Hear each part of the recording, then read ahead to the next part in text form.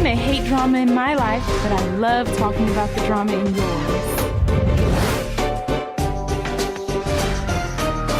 I may watch too much reality TV, but you're listening to me talk about it. Hello, everyone. This is Funmi. And I'm B. And you have tuned to a new episode of RealiTEA-V. Welcome, welcome. You missed us for a week. Yes, I needed a break. And that's fine. That is okay. I just apologize for being lazy and letting you guys know. On social media. If you follow our social media. I got other shit going on. Right. And being on all three of my Instagrams is not my priority. Yeah. So. Yeah, it can get tiresome. Oh, yeah. I mean, I've been on Facebook a lot lately, but that's because of one group. Yeah. It gives me life all day. Right. So, anyway, how was your week, B? It was good. Finally crossed the item off my bucket list and went to Napa Valley. I'm so that was happy you went. Right.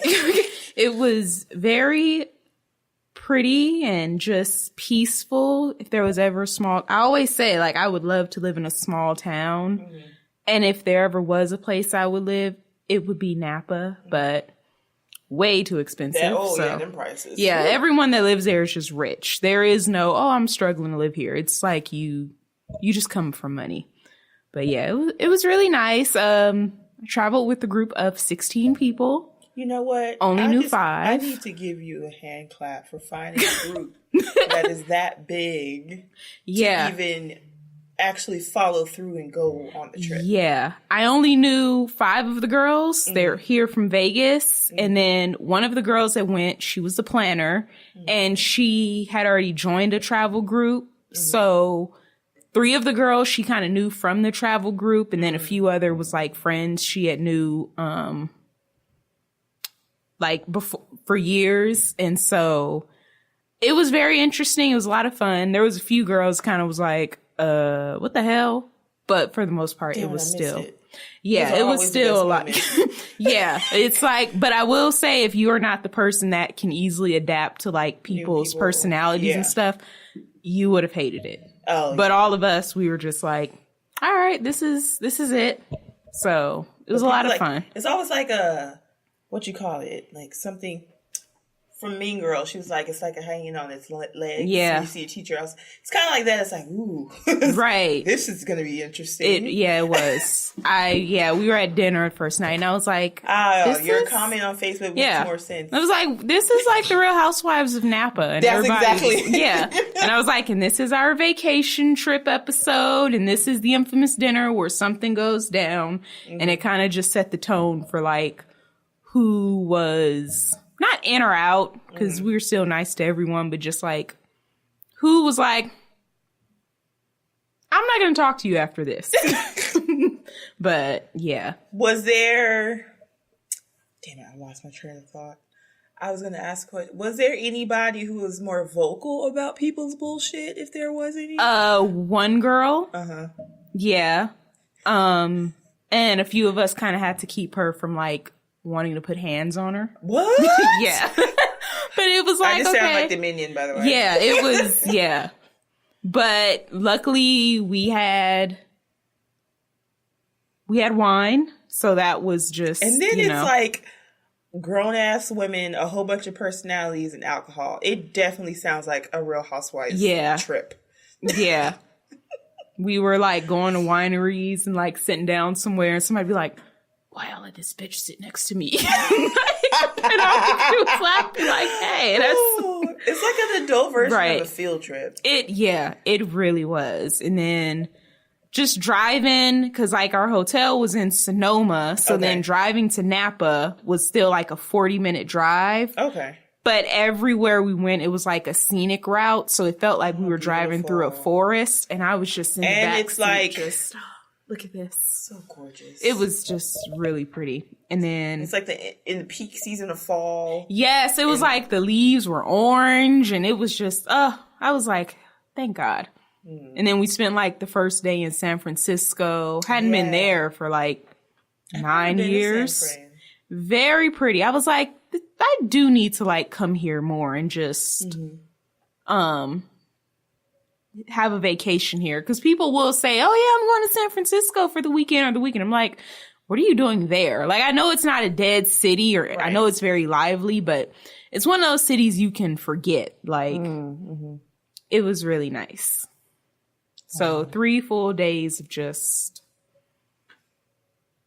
it was fun, yeah. You definitely needed it. It came out like a really good time. Oh, yeah. I saw the picture. I was like, I saw the comment. I was like, you look just happy. I was just you drinking. You look like you were having a good. She's like, of course, it's wine here.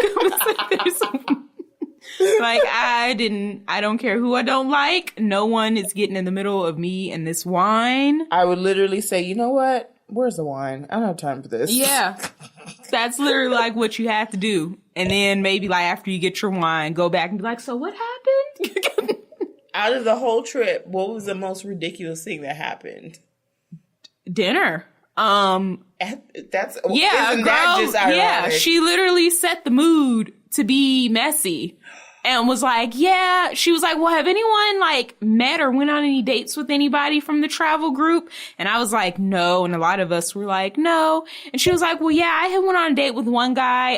We went on a trip together, but I don't want to say his name because he's currently talking to someone here at this table. Of course they're gonna know who it is if it's them.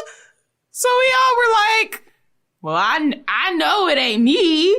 That's code for that bitch took my man. And yeah, and so then one girl was like, oh, well, it wasn't me because something, but we don't talk anymore. And then she was like, well, are you sure? Because this guy was in the military and he just moved to, I want to see like DC or Florida or something like a few months ago. And the girl was like, no, the guy I was talking to, he like moved there like a year ago. And then she's like, well, are you sure? Because it was just like. Wait, so she didn't even, was she just trying to be messy? She was trying to be messy and she knew. Okay. And it was just like, whoa. Because it doesn't even make sense to start that drama and he's not even the same person you're talking about. Yeah, she knew. And then was like, yeah, but I don't want to say the person. So why even bring up the incident? If the person's at the table. But it definitely set the tone. It was like, oh, shit. Did you just grab your wine immediately and just take a sip? I only had water at the time. Damn it. But my friend Briar was next to me under the table and was pinching my leg like, I was like, oh my God. Like, yeah, and then it got vulgar and it was vulgar? Yes. She was like, well, the trip, she was like, I mean, I had a lot of fun. He flew me out there, but it was just a problem because all he wanted to do over the weekend was eat me out. We're literally classy women. And this is the same guy she's talking, they're saying it's someone else at the table. Yeah. But the other girl was saying, like, they stopped talking a while ago, so it couldn't have been the same guy. But she still wanted to be like, well, at least he ate my vagina. Yeah. And then try to say, like, well, he couldn't get it up. And I was like, she was like, well, I don't know what was wrong because, like, he just wouldn't have sex. So he would just, like, eat me out and stuff. And I kind of made the comment. I was like, maybe he had an STD and the medication ain't kicked in yet. Of course you would say something like that. I have to see all sides. And then she was like, well, no, that couldn't have been it because we used condoms. I said, but you just said he couldn't get it up for you guys to have sex. Which one is it? Or are you lying about the condoms?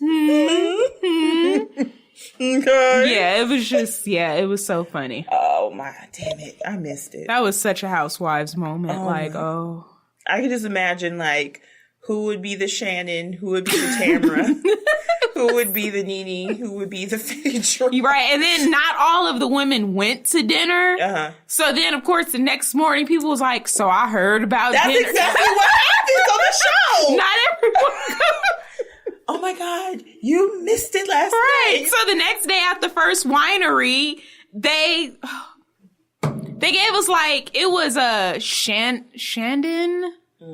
It's that champagne that you see in the stores. Mm-hmm. But they just gave us like She poured our first flight of wine, left us with like 8 bottles, and was like, you have 2 hours to finish it amongst you guys. And it was like a rosé, a champagne, and something else. So we kind of just would come back, make our drink, and go walk around because it's really pretty. And that's when it was like, so yeah, let me tell you about yesterday. Just So now that we've broken away from everybody. Yes, let me tell you. Last night. You missed it. So it's Halloween. I don't need doors closing. You're over here slamming. Yeah.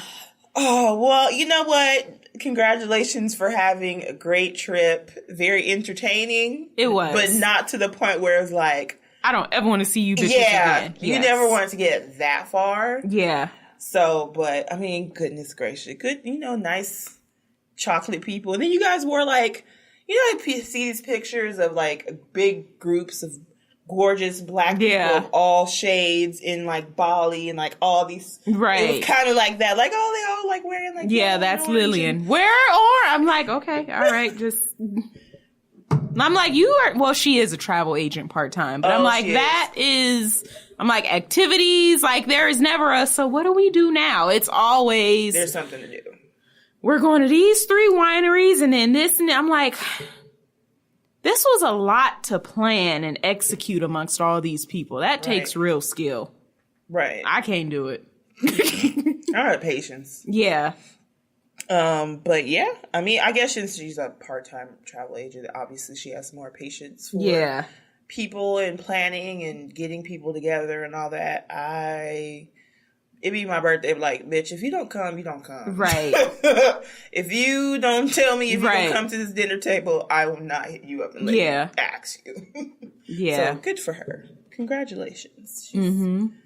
Hopefully I can do more stuff like that in the next couple of months. Yeah. I'm actually looking forward to it. So more freedom to freedom! To freedom!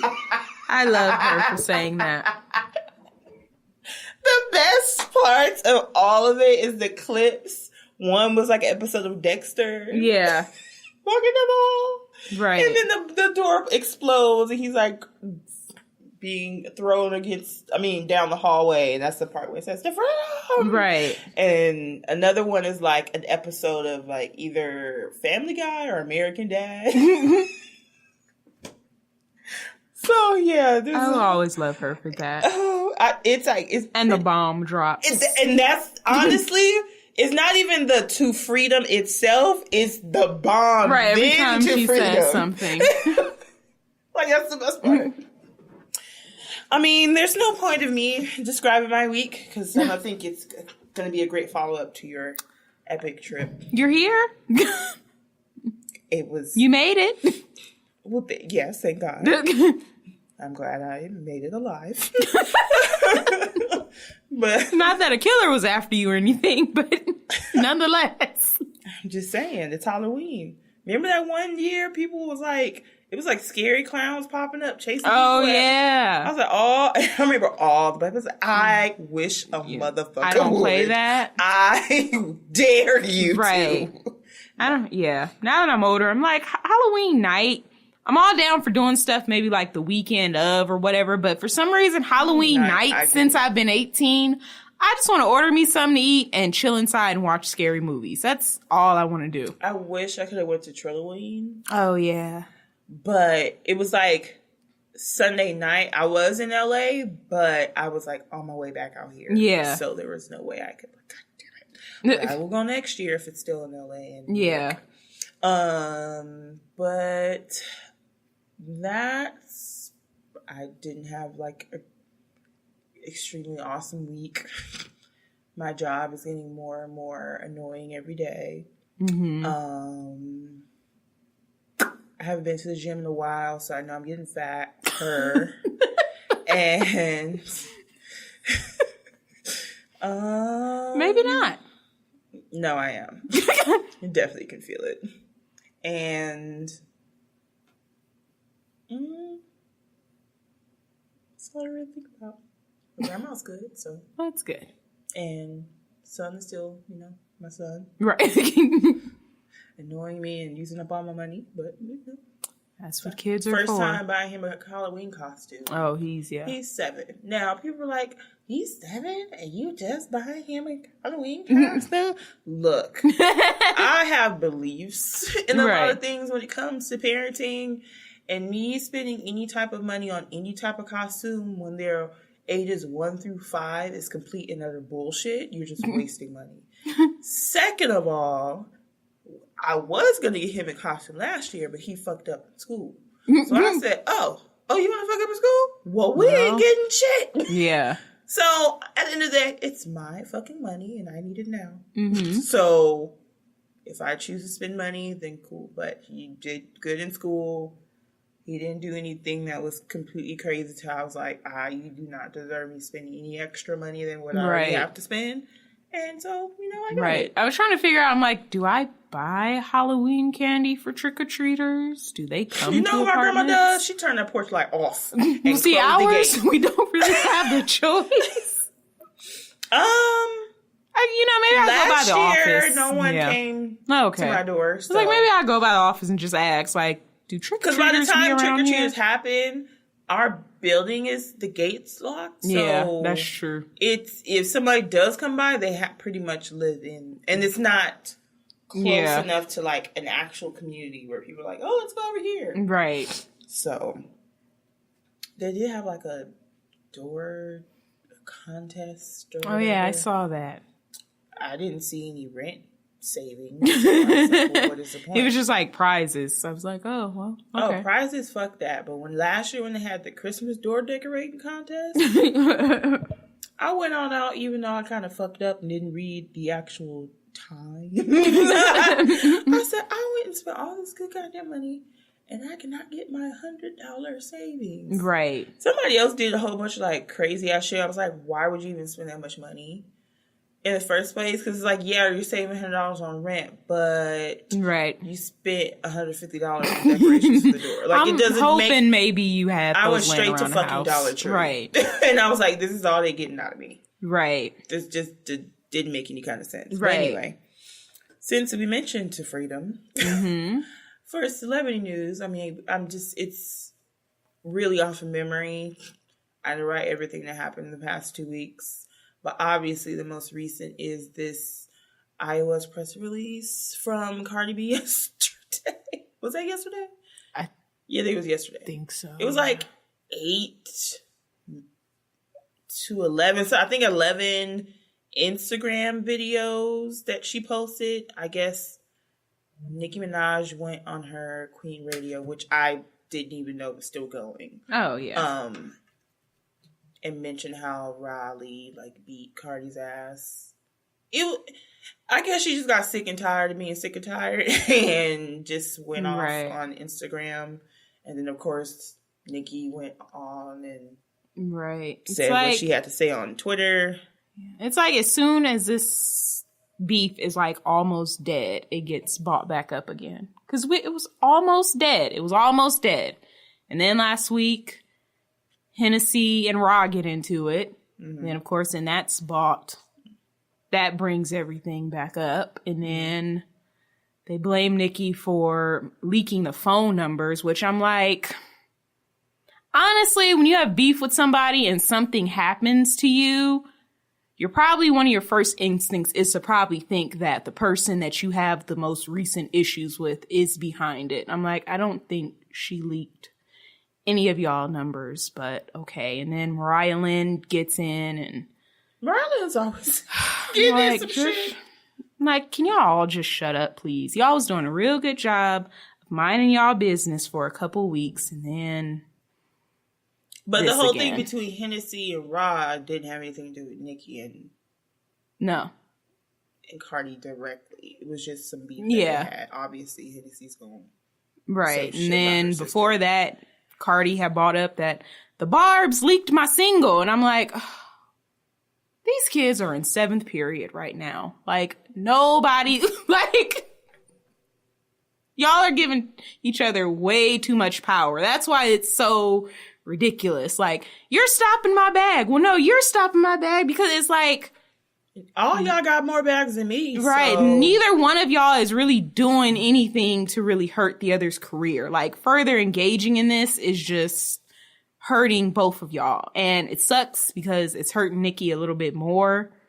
And it's still making her look the worst. Honestly, yeah, it is. And I really liked how, like, even when everything came back up over a few weeks ago, she was not saying absolutely nothing. And I was like, thank God, Nikki, just don't say anything. But you know how she is. She don't waits say anything. To go on her radio. Right. And then stuff. she said something. I'm like, oh, you took the bait and you said something. Like,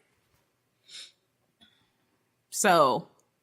They ended up saying, like, okay, after, you know, they called each other dummies and fake, and they said it was all squashed. So I'm like... That's what they said the last time. Yeah. So I'm like, let's hope this is finally it. They ended up pulling out receipts on each other. Well, I had that deal first. Well, I was asked to be on that song first. And like... Apparently, Nikki said something about she turned down a Steve Madden deal, and then Steve Madden put on Twitter, "Stop lying." Right. And then she was like, I was asked to be on that Lil Mix song too. And they came out and said, bitch, no, we've been trying to work with Nikki for years. Like, I was just like, okay. So y'all are both lying about stuff. And at this point, it's like y'all are both just like... I think it could be a mixture of the truth and a lie, because... Right. People be like, oh, you know what, we should work together all the fucking time. And it doesn't mean necessarily like you were actually going to do it. Right. No follow-ups were made. Your camp didn't contact their camp, like, or whatever. So the fact that both of them had people coming back like, bitch, no. Right. Diesel. Steve Madden got involved. And do you know who else got involved unexpectedly? Mariah's mama? No. What? Dictionary.com. Because Cardi said footages. And Dictionary.com was like, actually, there's a word. Right. And people were like, well, I'll be damned. Right. I don't think she used it right, but it is a word. I'm like, I thought footage was singular. Right. Yeah. That was, I guess, if you want to call it a funny part, that was probably the only one that was like, you know, this actually deserves a chuckle. Right. I honestly do not care of any of it. I was just kind of like, oh, all right. They're going back and forth on social media again. Mm-hmm. And everybody is talking about it on my timeline. Awesome. Mm-hmm. But being that Cardi B was on a reality show, that's the only reason why I'm bringing it up. If you didn't. And yeah, so moving on, talked about that long enough. I can't really think of much else. I know Ronnie got a black eye. I think Mike is getting married this week. Oh, this week? Yeah. Oh, good.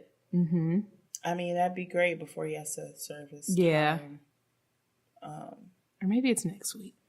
But I remember him saying a Tuesday that he was getting married. In November?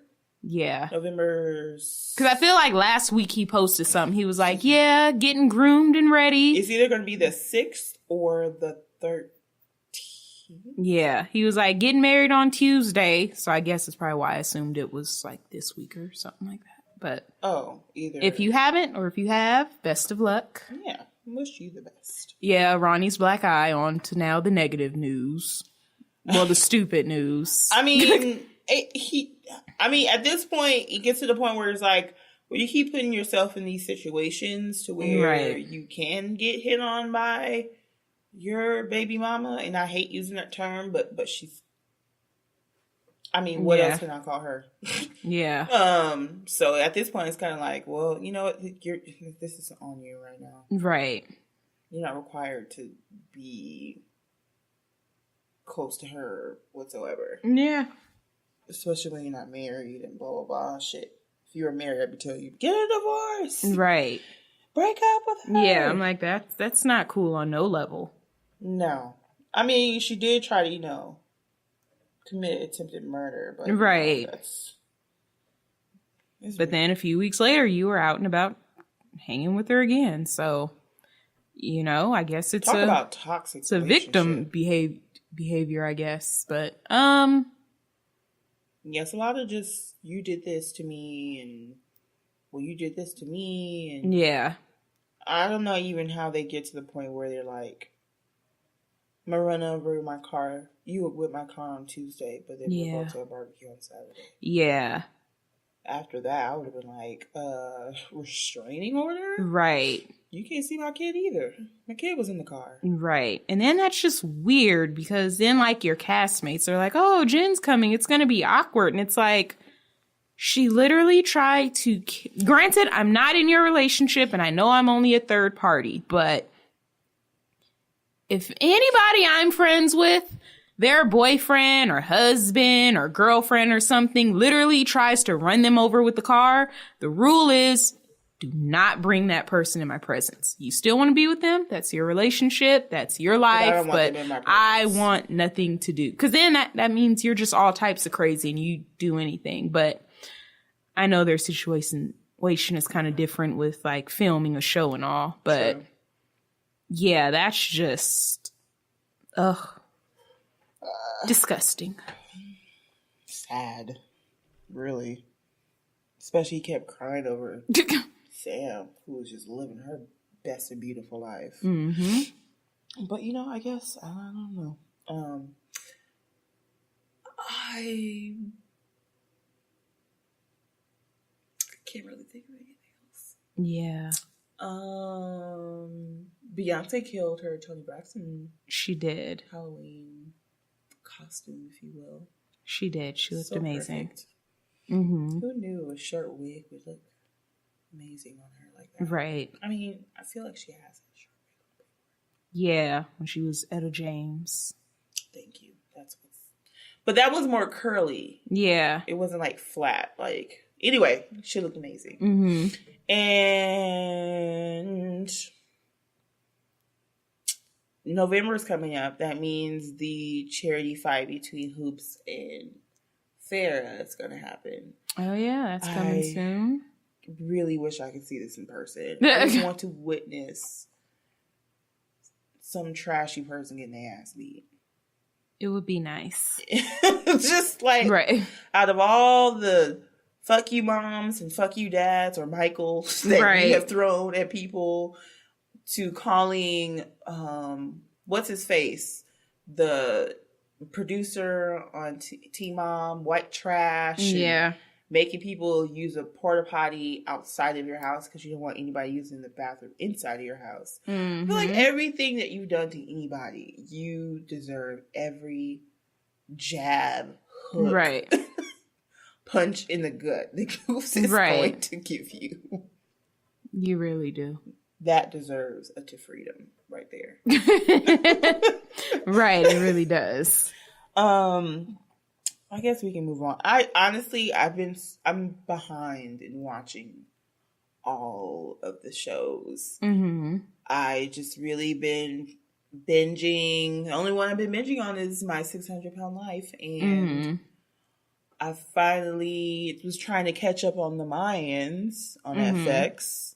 Because, Mexican Jax looks pretty darn good. Yeah. And I'm caught up with Grey's Anatomy. I'm caught up with How to Get Away with Murder. I just felt like the need to... And I finally caught up with Teen Mom today. But my urge of watching reality TV has been on the low. I definitely haven't watched anything VH1 related in a while. Yeah.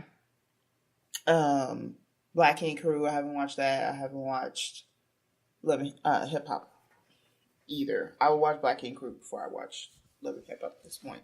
Yeah. I mean, I see the little clips and that's fine. Mm-hmm. But because it was a new season, we should definitely talk about 90 Day Fiancé. Yeah. Who do you think out of the new couples is going to be the worst? Or the messiest, or the craziest? I still don't even know all their names. I know. And I honestly don't even remember all their storylines. So you have the one that's just like Devar and the Jamaican and the white girl. Yeah, okay, them. And then you have the Samoan and the mix mowing. Yes, her. And then you have Philippines, the rich girl with the Marine, I don't know, military. Yeah. And then you have the old weird guy that lives out here, and the Brazilian. I feel like I'm missing somebody. Yeah, I remember all of them. I think it might be the mama's boy.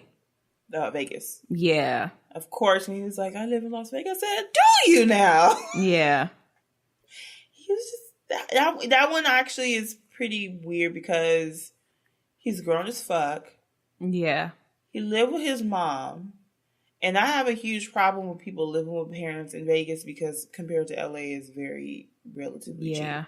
And not only, I'm not saying like, oh, people, are not going through a hard time. But he's like a computer science engineer, like something where it's like, do you know you make some kind of money to where you can pay $800 a month for a rent somewhere? I'm not a parent, but if I ever do get that, my kids will never stay with me continuously. You may not have to get out when you're 18, but at least by like 21, you're going to have to go out for some years and experience life on your own. Like, no.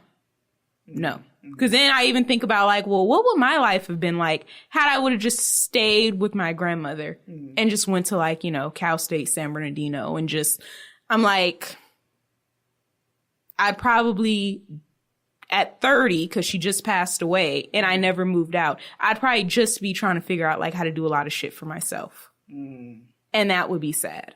And I refuse to raise a kid, boy or girl, like that. So like, no, as I was watching that, I was like, this is why you do not coddle children like that. Like, no, go. The sad part too was like, even so, because culturally on my dad's side, it's like, it's not uncommon for people to stay in the household until they're like married and stuff. Yeah. Obviously, I refuse to do that. Right. It's a completely different situation. But even still, they're not making their breakfast in the morning. They're not picking them up and dropping them off at work. Like, it's like, okay, if you're in my house and still using up my bedroom that I really can use, a mom den, then you can at least take care of yourself. Right. I'm not making you dinner. I'm not making you breakfast. I'm not, none of that. You take yourself to work. Right. You want to go to school? Fine. Great. You take care of that yourself. I'm not gonna be doing all this stuff for you. I'm not washing your clothes. I'm not doing any of that shit. Right. And that's exactly what she's doing. She's like, oh, well, they only have one car. I saw that. How creepy. And obviously she has to be retired or at least work from home, because I wouldn't even want to be in my 50s and 60s and be like, you know what? I have to wake up early because I have to take my son or daughter to work. And they're in their 30s. No. That's just weird. I wouldn't. That's why I'm like, at some point in your life, you have to get out, because I don't want you bringing your girlfriend back to the house. And I don't want to be sitting here telling you, I don't want to hear y'all having sex, or if y'all get an argument. Like, I don't want to hear that. There's just some conversations with my kids that I'm like, I refuse to have. And no, like, you have to go and you have to see what it's like being on your own. Cause like, even if you live with me, in my opinion, and I say like, I'm not washing your clothes, I'm not doing this, you still have the comfort of knowing absolutely no matter what, my mom will be there.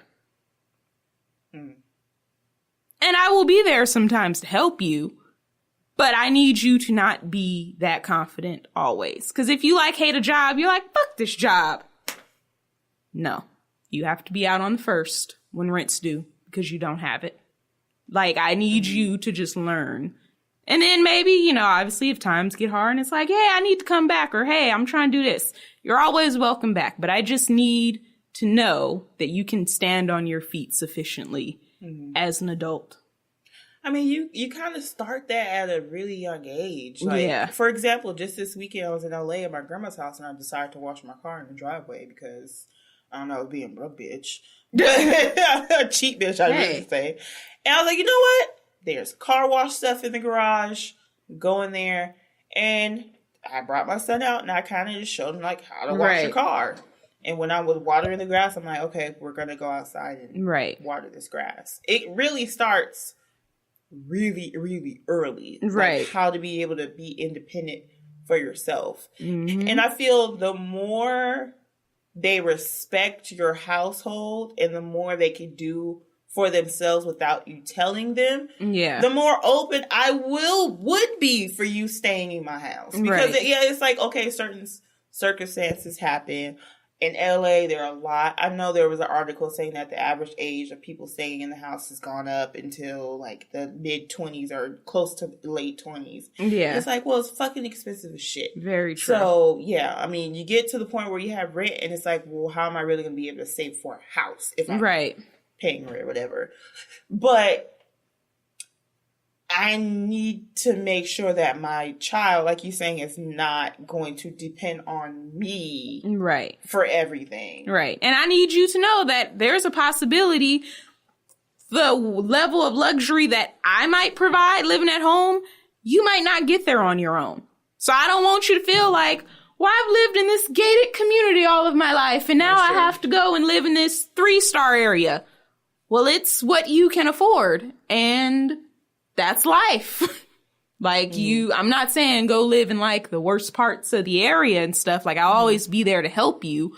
But I just would need my kid to know, like, no matter how good I might end up having it and I'm able to give it to him, like, you don't have like a silver spoon. And like, God forbid, what if I die when you turn 20? I need to die knowing that you won't be like, I don't know how to do something. Yeah. I mean, ultimately, as a parent, speaking as a parent, it really comes to parenting. Right. Unless you, like, did you hear about the parents in New York, where they had to go to court to have the son in his 30s kicked out? Yeah. And he was like, well, I need more time. And I'm like, and you should have did it 5 years ago. Right? Like, you should... Like, with your kid, like, that level of entitlement and just, that means you waited a few years too late. He didn't just wake up and be like, it's my right to be here. That means that he's had that level of thinking all of his life. I think parents need to have more of, like, don't forget this is my house that you're in. Yeah. These are the doors, are mine. The hinges on the doors are mine. The water that you use is what comes out of my paycheck. So I'm just going to have to let you know that once you pass 18 and I'm no longer legally responsible for you anymore, you are not required to stay in my house. So, and that's where rules come in. And then by the time the kids don't even, I'm tired of saying, they just move out anyway. Right. But, I don't know, because I know about struggling as a young person, I definitely would have my doors open. But I'm also from a family where I went away for like 3 weeks for summer school. Yeah. And I didn't have my... I knew how to wash clothes. I knew how to put, a scarf on at night. Oh, yeah. I knew how to, like, get quarters and use detergent. And then my sister, she went off to college. I lived in the dorms, even though I wasn't, like, out of state or anything. Right. We know how to take care of ourselves. Is my grandma's house always open? Fuck yeah. Right. But at the same time, I'm not gonna be a burden to her in any way, shape, or form at all. So, that was just creepy. I was just like, and somebody said yes to marrying you? Like, I don't... That's just weird. That reminds me of the guy who would take money from Chris and his black wife. Oh, yeah. And he just really... He used all his money to go to Thailand, but then you find out Chris was providing everything. Right. For him to even do all the things that he was doing. And Chris's wife was like... Nope, no more. This is my white man's money. Right. And I don't need no other white man taking from me. Very true. So, Chris had to cut it off. But, I I just don't. It's just a weird interaction. And then he didn't get her flowers. And she was like, where's my flowers? He was like, I'm not spending $20 on flowers. Yeah, when you said, I would have been like, you know what? Whole situation is just over. Yeah. Like, I could be engaged to a man. If he tells me I'm not spending $20 on flowers, here's this ring, you can have it back. And it sounds petty and it sounds very like, you probably wouldn't really do it. And I'm telling you, yeah. Because I'm like, you're pretty much just telling me for the rest of my life, you are never going to get me flowers. Unless it's probably maybe some extreme condition or the $20 is worth it. Like, no. That's pretty sad. Yeah. You just give me a hug? It's like, what the fuck? Yeah. The weird. I think the most interesting one, though, is the couple where the girl from Indonesia is actually well off. Yeah. And I'm like, ooh, this is a twist. Because we're so used to hearing people like, oh, they're poor where they are, and they're just trying to come to the States to get a better life and get the American dream. Well, it's like, well, if she's rich and she's in another country, if she wanted dual citizenship, it would actually be pretty easy for her to get it. Like, so I'm more inclined to believe that she's coming here because she does have genuine feelings for this person. Like, she's not like, I got to be up out of this hut in 2 weeks. What about old girl? Shit, Tariq's girl from. Oh yeah, she was like, actually, right when this Airbnb is done with, I'm homeless. Like, wow. Apparently, she doesn't like being under her parents' thumb. And she's like a doctor or something out there, and she just wants to be a doctor in the U.S. So I kind of feel like she's always wanted to do it. Right. But then again, she was even saying, like, I hope my sister likes, him in the U.S. because if not, they're not going to let me come here. And I'm like, you're a grown-ass person, though. So you can be like, fuck you and your feelings. I'm going to go over here and take care of the shit I need to take care of. I'm like, I guess it's that cultural thing where it's like your parents get the last word. That it does happen in a lot. Or you just don't, you're at the point where you just don't want to get them upset. Because guess what? If they will off, they got wills. And wills you can be written off of. So that is very true. So you kind of have to be like, you know what? It's kind of like the equivalent of going in the bathroom and like, when your mom tells you something that you pissed off. Right. It's like you can't really say anything because you don't want it to get worse. Right. And then you wind up not being able to get like your inheritance or your will, if they pass away, they have a will. Yeah. And things of that nature. So I don't know. And she seems like a brat. Her sister was saying that she was annoying. So. Yeah. Yeah, it's going to be interesting. Like, you had a live-in May.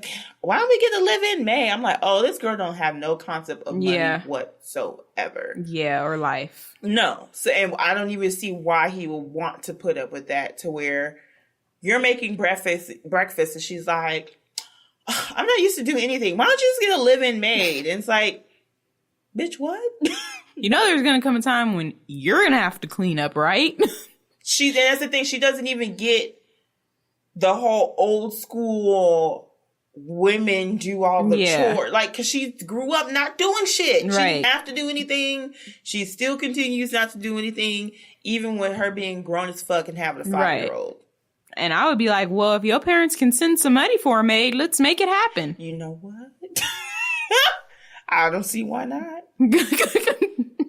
Because I'm pretty sure they probably still give her like a monthly allowance or something. Like, yeah, but then she gets pissed off at him later on in the season. No, he did mention it in one of the, I want to say the second episode, because he met with his ex-wife and he has 3 kids. And I think he still pays child support. Oh yeah, for 1 or 2 of them. Yeah, and she doesn't like the fact that he has to pay child support. She doesn't understand because I guess they don't really have the whole child support thing in the Philippines, and she just gets really pissed off. Yeah. Because to her, it's like, well, you're telling me that you don't have money for things like a live-in nanny, but yet you're paying this chick money. How dare you pay her money to take care of your kid? The nerve.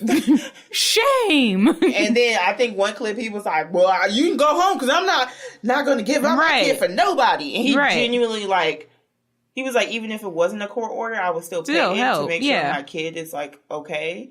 And I think they're, based on what he was saying and the wife, they did better apart, being that he was in the military, than they were together full time. That's kind of actually Gina and her husband in Real Housewives of Orange County. Like, when they're together full time, it's just not popping. But when they're separate, they have their own schedule and their own way of things. It's just like, okay.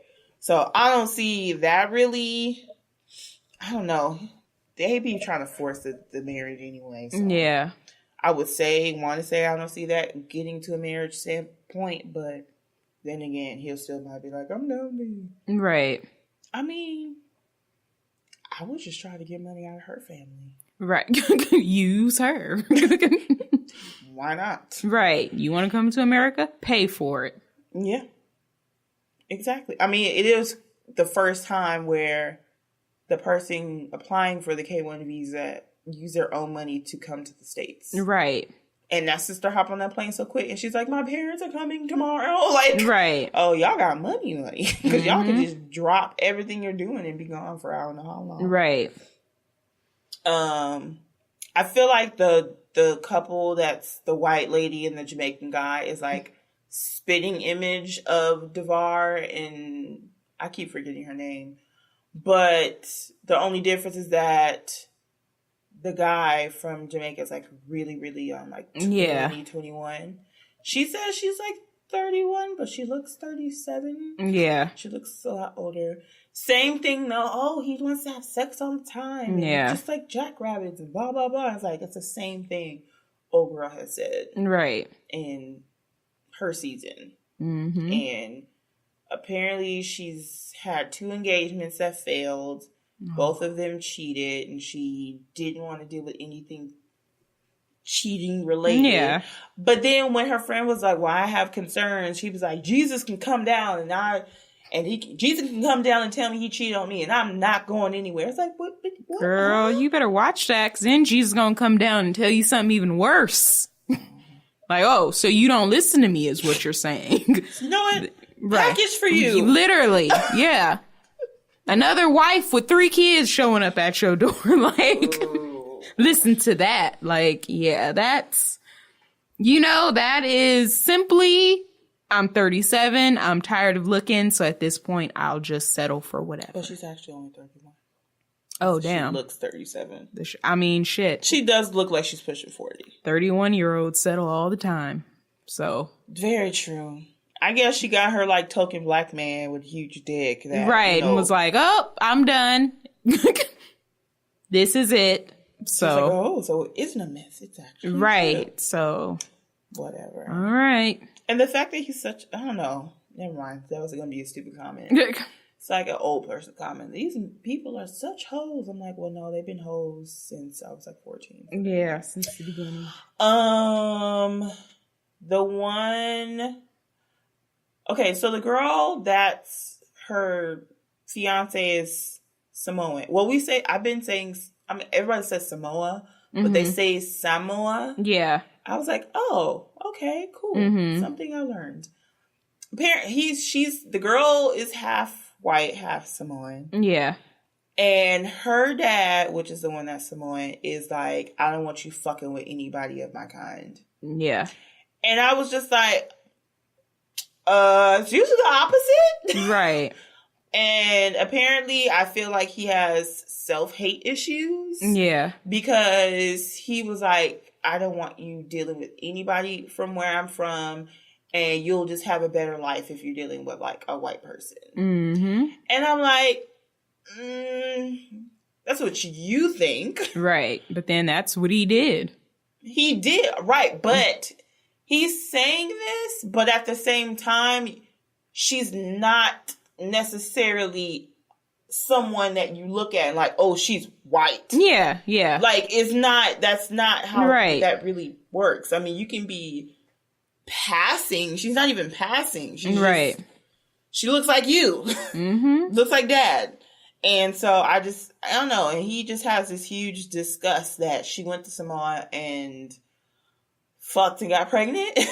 Came home and he barely speaks enough good English to where you can have a decent conversation with him. Yeah. And he's like, same, like 21, 20, something really young. And then I found out they live in Rancho Santa Margarita. Oh, yeah, they do. I saw that. I said, oh, okay. Mm-hmm. So y'all know, it's not surprised since he's such, I was going to say that phrase. I don't think that's the right phrase to say. People are so sensitive. He's so pro-white. Yeah.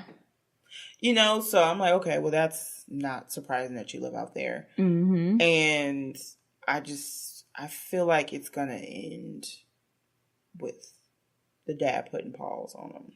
Because he was like, I don't really use my words. I use my hands. Right. I was like, oh my God. Right. But it's like, what are you mad at him for? Like. And then they're Mormon. So it's like, I don't see why you're putting everything on him. Right. Like, she went out there. She opened her legs. She had a good time. She continued the relationship. Like, what would you rather he do at this point? Now, if he was to just be like, okay, I got you pregnant. We live in 2 different countries. Don't ever call me. Don't contact me. And he just went ghost. Then you'd be, how dare you not want to, like, take care of my... I didn't want you to be like, my so... kind. I don't... I've never heard, like, a black parent tell their child, don't be with black women. I haven't heard of it. Not saying that it's ever occurred, but... No, yeah, I haven't either. Most of the time it's like, can you please be with a black... Yeah. Please. Mm-hmm. I think some Dr. Simone on Marriage to Medicine had heard that conversation with her saying, like, your mama's chocolate. She would prefer that you, like my kind, my skin complexion, something. So that was really weird. And then it's only been 2 episodes. Still have to get used to all these new people. They've been kind of recycling people for a couple seasons. So right. It's different having like a fresh batch of people. Yeah. Any show that you've caught up with? The only one besides 90 Day would be Real Housewives Orange County. What's been going on? That's about the only ones. Shannon definitely needs help. Okay. Mental help. She did her usual yearly rants at the top of her lungs. Well, yeah, but this one was just kind of it was really bad. It was like, oh, you just need help. Mm-hmm. I feel like everybody in the situation was kind of wrong, with the exception of Vicky and Kelly.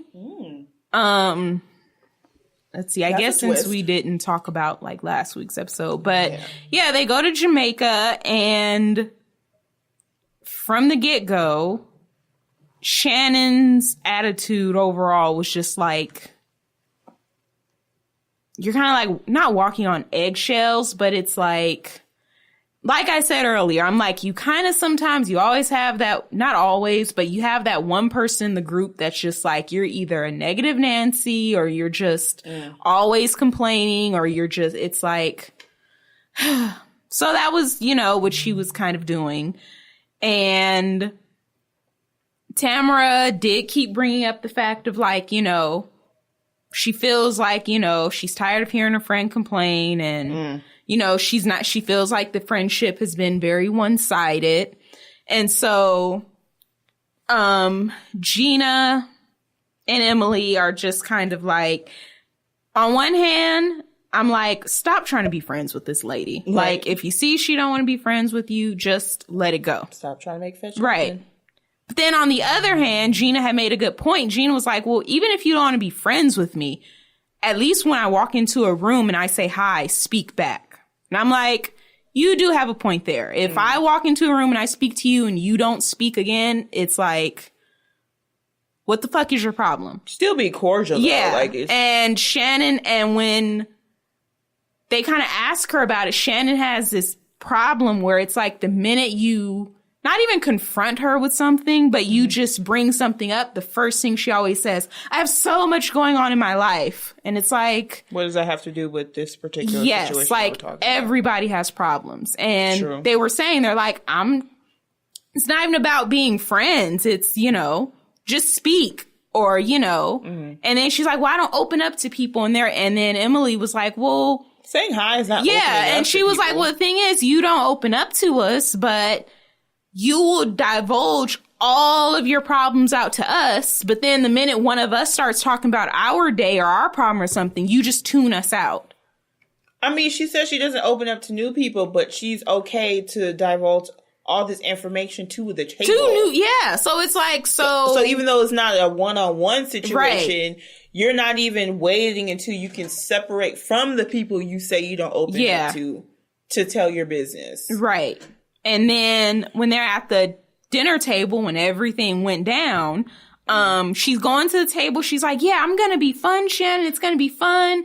And then that's what she said. And then I think they were like getting ready to go to the dinner table and stuff. And so then as they're on the bus, Tamara is talking to like Gina and Emily, and they're like, Tamara's like, yeah, Shannon said she's going to be fun Shannon tonight. And Gina brought up another good point, like, why do we have to like wait around and like see fun Shannon on Shannon's terms? And why, like, I'm a nice person all the time. Why do I have to like walk on eggshells? And every time I'm around you, like, am I going to get good Shannon today? Am I going to get bad Shannon today? Am I going to get like, why is it like that? And I was like, I see how it could be exhausting. Mm-hmm. So then they get to the table, and then I forgot exactly how it gets brought up.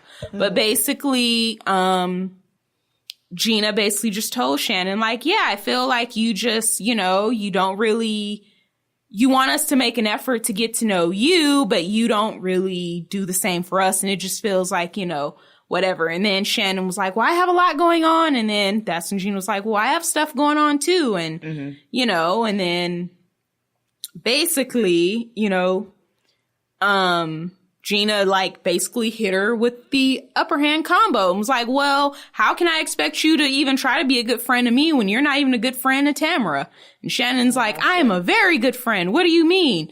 And then she's like, well, I mean, you said it's one of your closest friends, but her husband had heart surgery and you don't even bother to pick up the phone and ask her how she's doing. But you call to talk about your problems. And then she's like, Tamara, she was like, well, Tamara will tell you that I'm a good friend. And Gina was like, all right, Tamara, tell us that she's a good friend. And then Kelly, yeah, Tamara, go ahead and tell us. Like, God damn it, Kelly. And I'm like, the worst situation to be caught in. And then, of course, Tamara's like, oh, shit.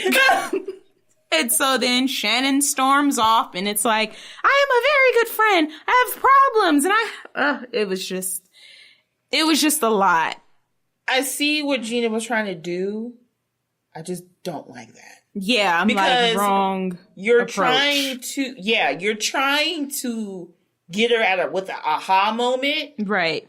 But you're still divulging things that somebody confided you in. Right. I was like, you shouldn't have did that. Yeah. And so now I can't trust you, because if you're trying to throw daggers at somebody, you can use something I said, and then you wind up putting her on the spot. Yes. That's just not, she really shouldn't be going to you in the first place. Like, I know she's talked to Shannon, and I'm using air quotes, but she never really tells Shannon everything. Yeah, and that's what they said. Delicately. They were like, are you scared of Shannon? Yeah. And then she's like, well, no, I can't talk to her because I feel like the minute I say one thing that she doesn't like or she doesn't want to hear, she's going to explode at me. And I'm just trying to avoid that. Yeah. And they're like, yeah, like they're like, well, then the friendship isn't really balanced. That, she was like, if she can come to you and just divulge everything and you can't do that with her, they were like, you guys have got to fix it. And then, of course, like,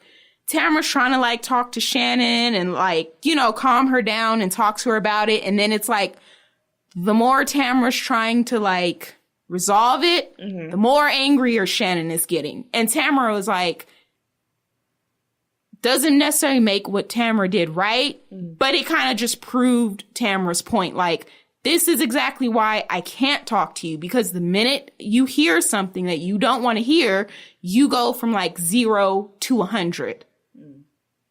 And I'm like, well, that seems to be like an even deeper issue that you guys need to work on. But she's done that every season since she's been on the show. And it was just got to the point to where Shannon to the point was like pretty much doing a Kelly. Like, even if you just tried to like, if she saw you and you know what? And you know what? And you know, like, whoa, like she, basically like Vicky was like, pretty much because they were in a hotel room that did not have air conditioning that worked. So I guess when they went to dinner, the hotel finally upgraded their room. So as soon as they got to the room, Vicky was like, hey, Shannon, I know like, it's been crazy. Let's just get our bags and go up to the new room. And you know what, Vicky? How dare you not stick up for me and say that I'm not a good friend? And Vicky was like, whoa, I wasn't even a part of the conversation at all at dinner. And then Shannon had the nerve to say, I have had your back to the very end. Vicky was like, no, you have not. You are actually the main person on a I Hate Vicky campaign when everything went down. You've not had my back. Like, if you even watch the show, you know, like, they just got cool again after like a couple years of not speaking. Like, how? At least 3 seasons. Yeah, I'm like, how did you even find the audacity to even say that? Like, no, you were the main one on the fuck Vicky camp, on the campaign.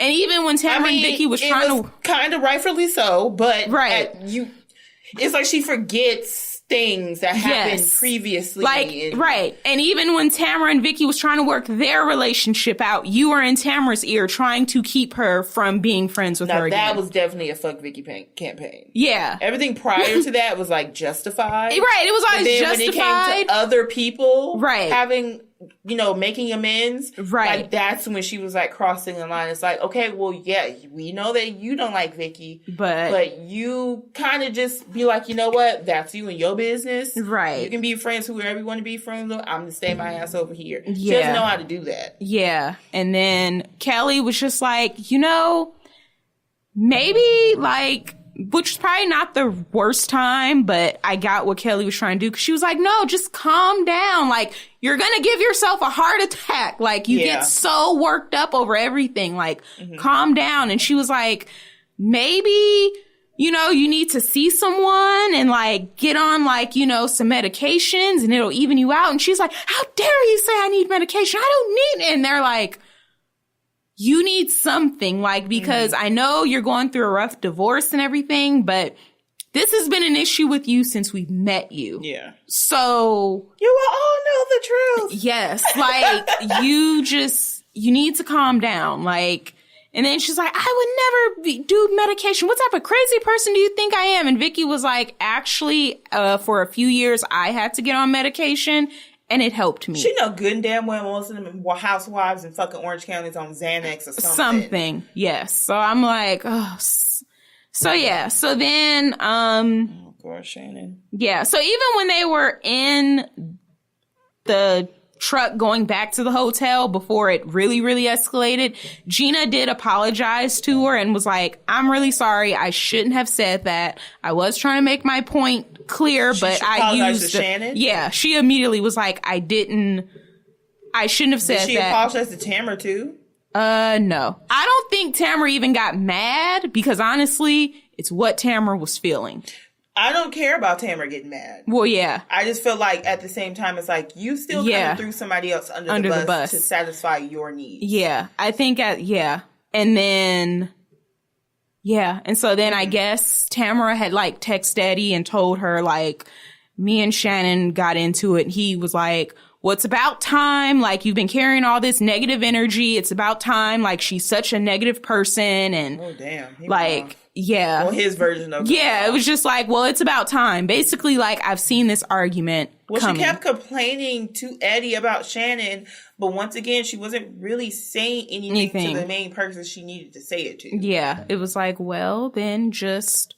Or it was like, well, if you complain that she's so negative, then why are you telling her, like, well, I'm sad that you went out with Kelly and not me. It's like... Well, you can't be that tired of her if you're still begging to hang around her. Like, and then I don't want to say this was like a I don't like Shannon season, because I know everyone has that season where it's like, okay, I'm not portrayed in the best light. But when they got to the dinner table and Shannon was like, yeah, we're going to have a good night or whatever. And so somebody asked Kelly about like her dating life. And she was like, well, let me tell you about like a pickup line or something like that I use. And she said it and everybody started laughing. And then Shannon, in a very sarcastic way and not under her breath, but just very low, was like, wow, yeah, that's really fun. Yeah, I'm really having a lot of fun around you guys. How about not?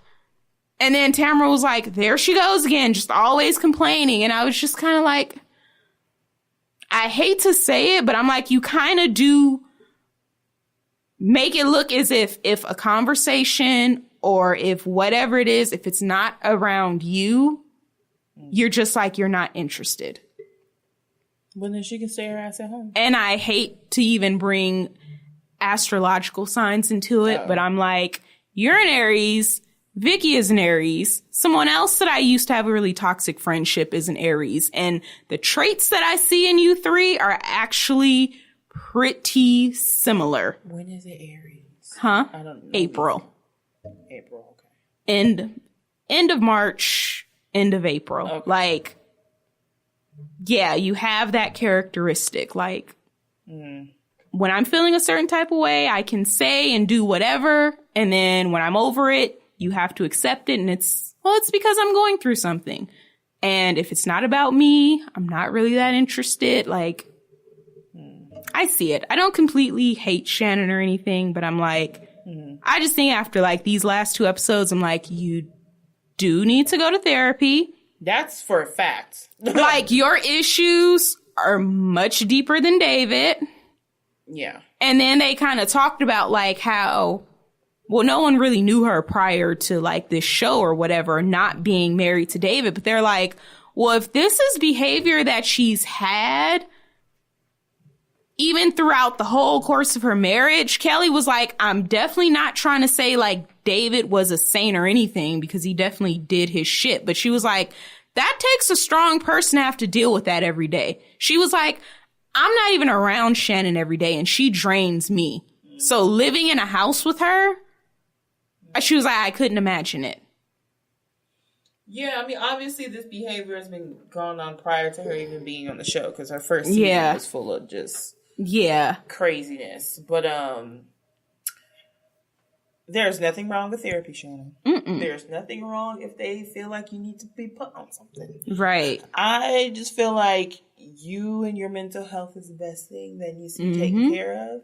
And that way you can take care of you and your household and the water bill you didn't think you had to pay. Right. So I think, too, a lot of Orange County, not even housewives, just residents have this thing about really caring about what other people say. Yeah. And I think that plays a huge role in everything, because you can't even focus just on the divorce itself. Right. You have to think about all the other people that have been on double dates with you and your husband or soon to be ex-husband, who've been in your big ass house and now you have to downgrade to a smaller house. It's definitely things that we would consider big deals because we don't have those things necessarily. So it has this whole other thing that they have to deal with. And not making that up, actually, did some, I wouldn't say did research, but read up on it. And there's like people, for example, Taylor's ex-husband off of Real Housewives of Beverly Hills, he wound up committing suicide. Yeah. And it would really stem from like money stuff. Right.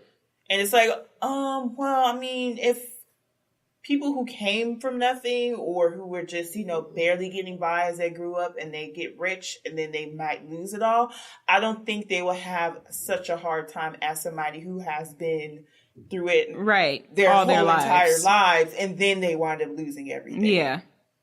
White chicks. Right. That was the premise of that. It was like, such and such is broke. Right. And it's like, and my parents had to let him borrow money. And it's like, it's not really a big deal. Yeah. So I think that plays like a huge role in it too. Mm-hmm. And she tries to keep up this persona of everything's fine, everything's good, I'm good, but she's really not. Right. Not at all. Yeah. I would just stay. I'm the type of person, I'll stay in the house. Yeah. If I'm not feeling good. If I'm going through things. Yeah. I'm most likely staying in the house and ordering pizza. Yeah. I'm like, I mean,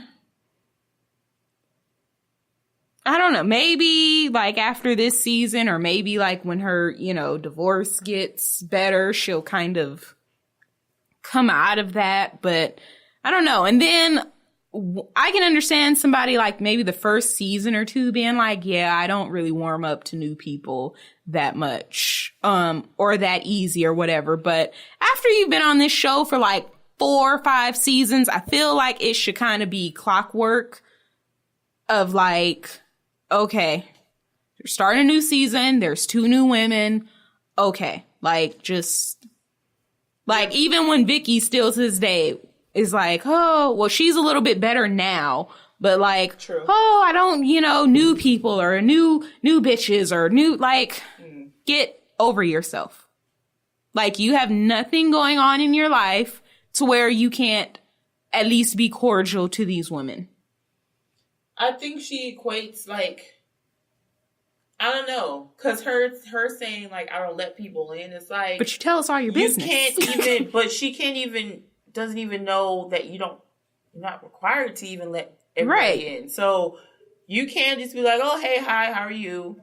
I'm not really too fond of new people, actually, but if I'm around people, I'm definitely to myself more so than if I'm with people that I know. But if there's an interesting conversation that's being had, I'm not going to sit on the couch by myself. Like, I'm like, what y'all talking about? Yeah. Y'all talking American Horror Story? Girl, did you see? Like, you know, you wind up finding things out in common. So, I don't know. She's just very resistant to all of that. Yeah. Maybe she's been burned by people, new people, and all that. Oh, lady, get over it. Like. I'm just saying. I know. I mean, I get it. Like, okay. But you joined a show / took a job. Where your job is to interact with new people.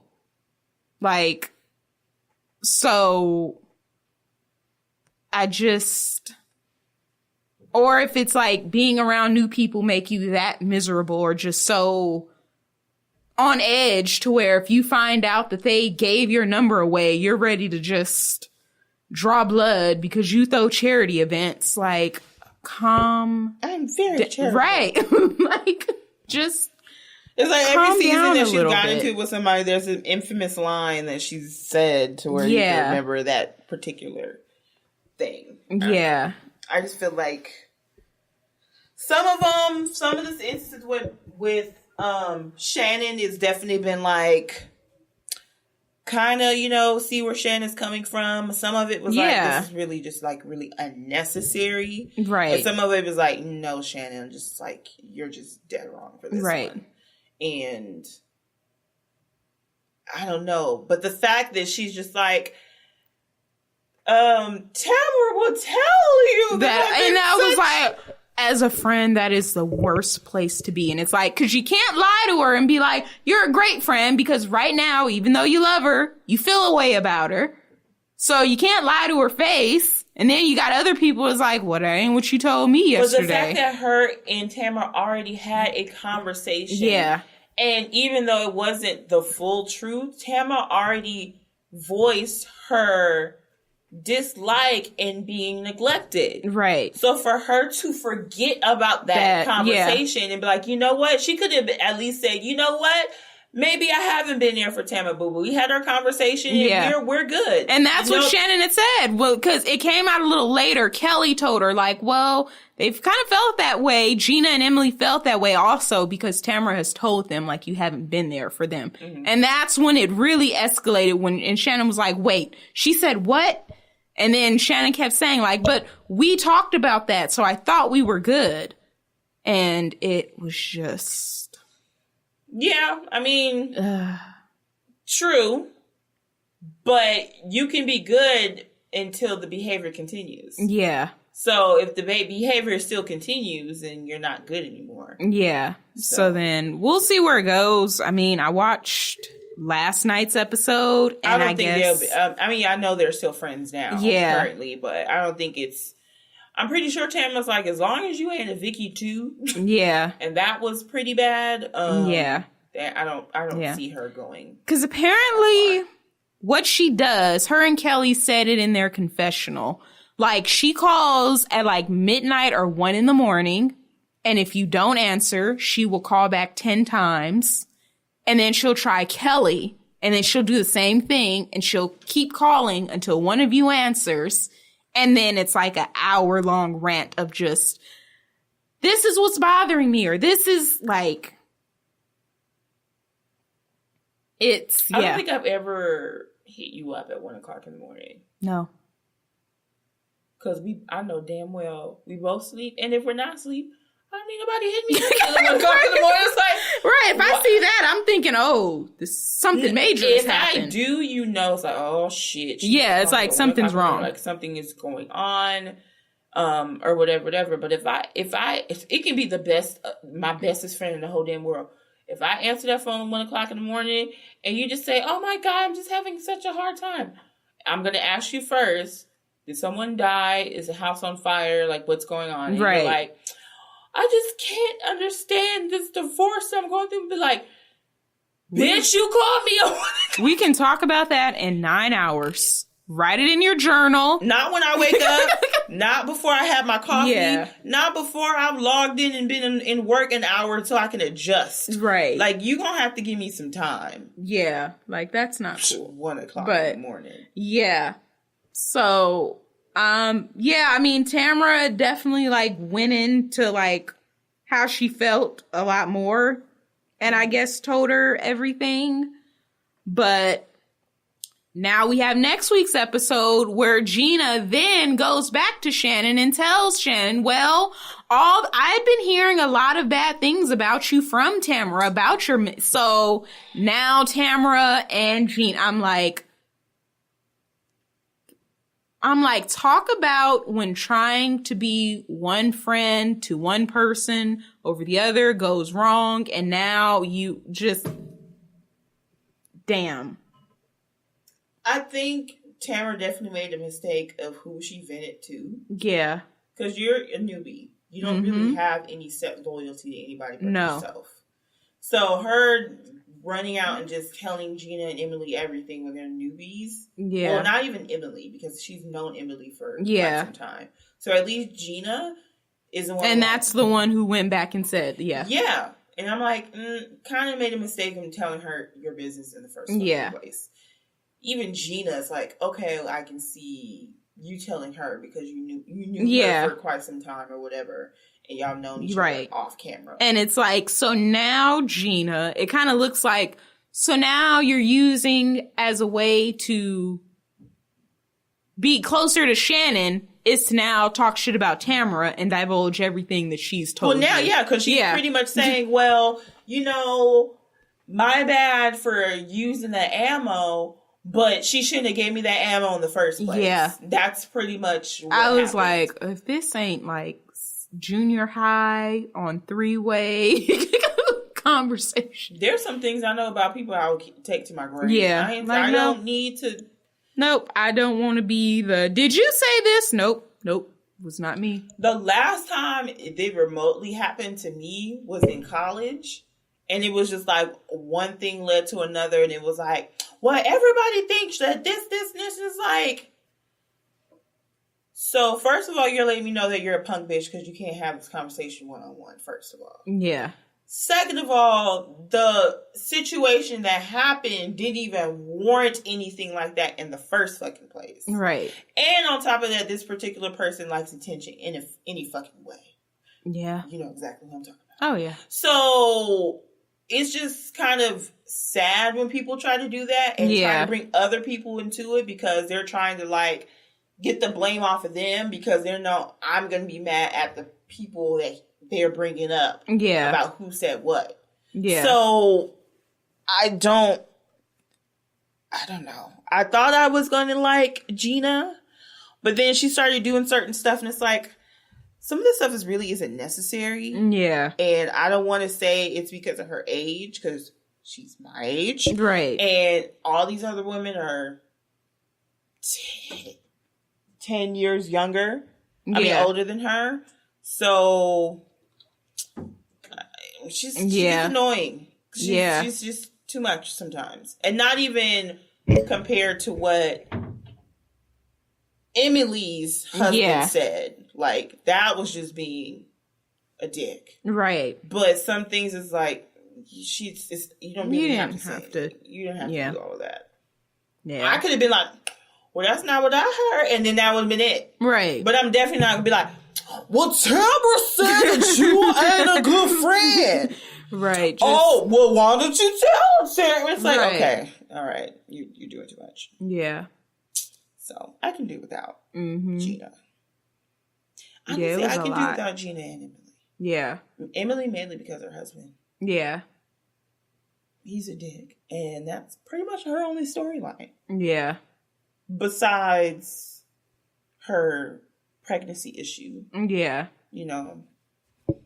But other than that, I can really deal without them. Yeah. If there was a Orange County housewife that you would bring back, who would it be? Gretchen. Wait, let me think.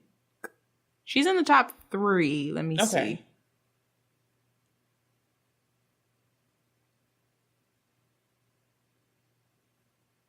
Gretchen. And why? Excuse me. I didn't care for her with Slade at all. I really didn't. But overall, I liked Gretchen. Mm-hmm. And I liked the fact that no matter what, she didn't let, like, Tamara and Vicky and them, like, just push her around. Not at all. Like, not one bit. Yeah. I think it'd be interesting to see her back on the show. Yeah. Yeah. I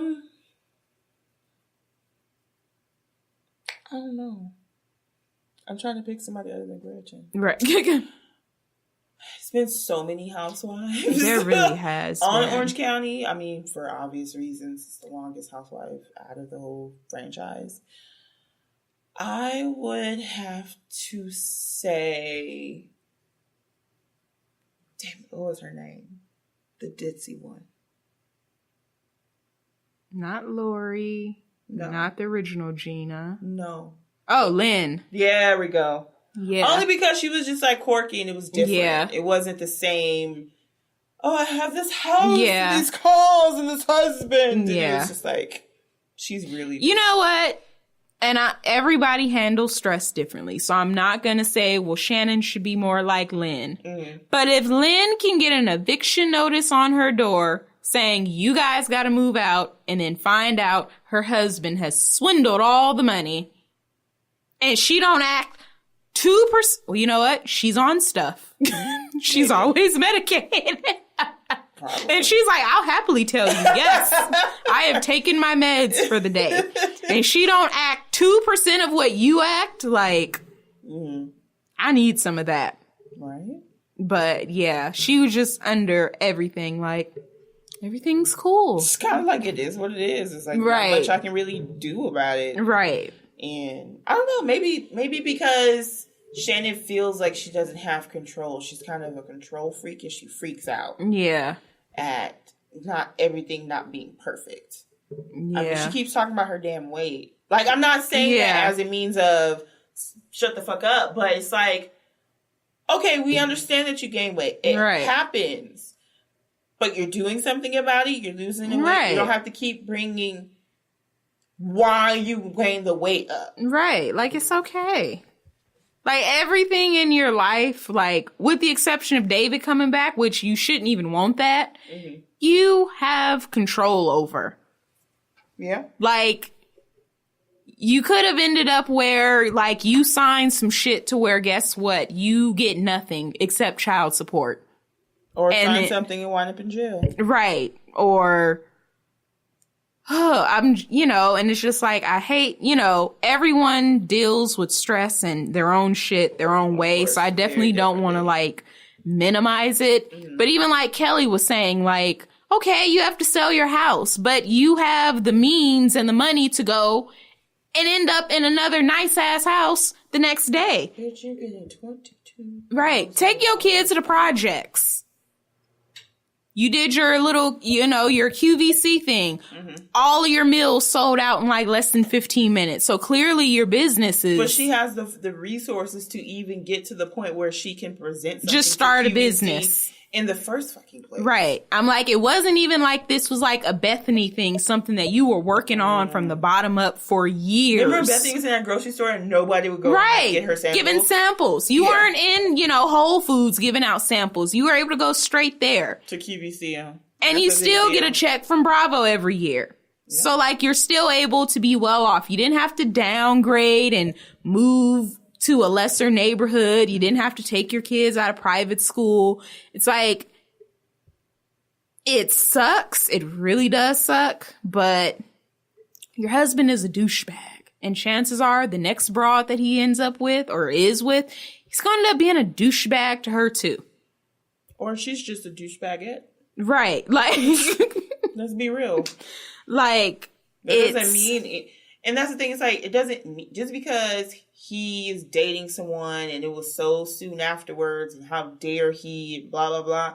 It's like, you kind of have to think about it this way. Like, well, if you felt like he didn't really have any respect for you during your marriage, what makes you think he's going to try to have any type of respect for you after the marriage? Yeah. And you just say, a good riddance. I want no parts of him. Keep your douchebag over there. Only time he can get in contact with me at all is because of these kids that we got. Right. And that's it. Like, good that really, riddance. Yeah. But it does make me want to ask him. Like, it doesn't make how he left and what he did right. But from the story that she said on the reunion, he literally just got to the point to where, like, if I don't leave at this moment, I can't take it anymore. And, like, he literally came home from vacation and then was like, I can't do it no more. Like, he couldn't even stay on vacation with you to finish it. He left early. Yeah. Right, so I just want to ask him, like, what was it about y'all marriage to where he felt that suffocated to where it was like, I gotta leave right now. Not even right now, but right now. Because even like the last season he was on it, I'm like, he was really looks mentally just checked out. Oh, yeah. But then people would see him at like marathons, running and doing stuff. And I'm like, the Spartan race having a good old time with Eddie. Yeah. So I'm like, not saying that there was really anything Shannon could have done differently or what. I guess. I mentioned that Shannon likes control. She likes. Yeah. I wouldn't even say control. She likes order. Yeah. She likes things done a very specific way. Yeah. In a very specific time frame. And she cares what other people think. Yeah. David seems more like a free spirit. Right. Like, I'm laid back. Like he wants to, be out in the town. Like, he got into exercising. He likes to, go with Eddie and, things of that nature. And I feel like he might have felt for 20 years or however long they were together, he was never able to kind of do what he wanted to do. Yeah. And then when he got with other people, including other women, he felt like he was able to finally do that. And that's kind of like what led him to cheating. Right. Because he felt like he can be more of himself. Right. And have an opinion with some other person because he wasn't able to have it with his wife that loves order and very specific. Yeah. Well, that's my guess. Right. I mean, obviously, I still say there's no need for cheating. If you really feel like it was that bad, just go ahead and get the fucking divorce. Right. There's no need for you to be fucking anybody else while you're married to somebody. Right. But I don't know, because you see, when she doesn't have order or control of something, she freaks the fuck out. Yeah. If it's not, done specific way, she freaking fucks out. Yeah. I was like, that didn't sound right. But, but she came from money. Yeah. So I think she just doesn't have certain concepts of life that people who weren't as fortunate had. Yeah. Well, yeah, then that marriage was... Because he did try. He did. They put in a big effort. And I guess maybe just on his end, it was just like, when she gained the weight, he had bought the bike. Yeah, he took it back, by the way. She said in one of these episodes, she was like, he took the bike back. I said, wait, wasn't that a birthday gift? She did say that. She was like, well, I hated that bike anyway. I'm like, oh, Lord. But I'm saying he tried, and then when he started getting workouts and stuff with Eddie, she didn't want to do any of that with him. So it's like, I don't know. I think she just didn't want to do anything outside of what... And that's the thing. She wouldn't do things with him, especially with things that's like, okay, right. This will help me with my health and my weight that I've complained about. Right. She didn't do it, but she still complained about it. Right. And I remember he did say that. Like, well, you keep talking about it. Why don't you just do it? And then it was like he would want to go do stuff and she wouldn't. No. I'm like, the minute you're in a relationship period and you don't want to do things with your significant other, that's pretty heavy. But I guess maybe she thought well, he'll always be here for us to try to fix it. Because if we got past the affair, we've got past other tough spots. I don't think she ever really got over the affair. No, that too. I don't think she ever really did. Yeah. I mean, I hope Shannon gets it together. Yeah. She's in the same category as Kale, where I'm like, I be rooting for y'all, but y'all be doing stuff that don't really make sense sometimes. Yeah. It's human nature. Yeah.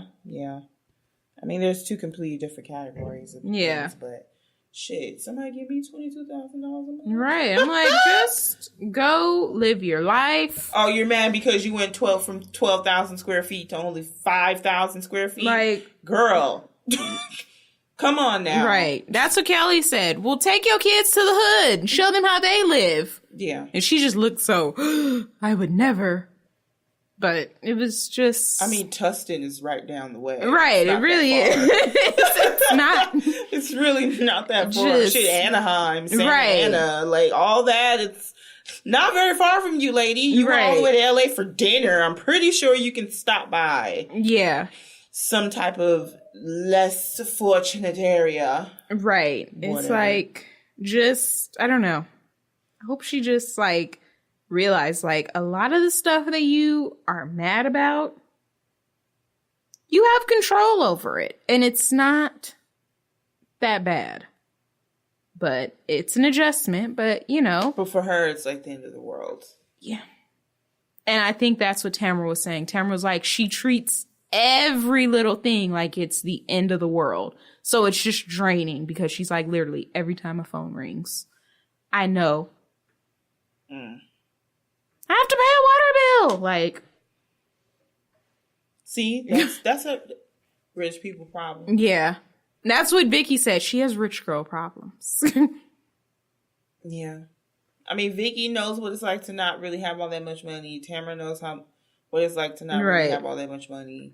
So I'm for sure knowing, and Kelly was,